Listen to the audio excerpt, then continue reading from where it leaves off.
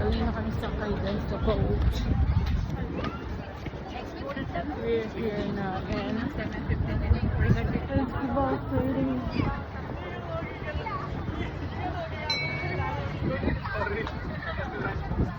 Nagutom ang mga feg.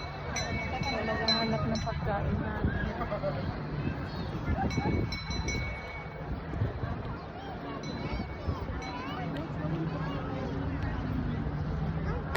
Correct, 1 hour.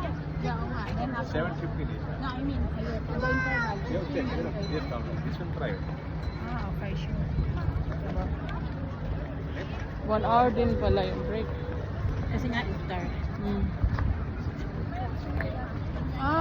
Makikita na yung mga tingnan mo. Wala nang ano. Wala nang dagon. Yun yung fountain kasi nila. Oo nga, ito. Ito yung fountain.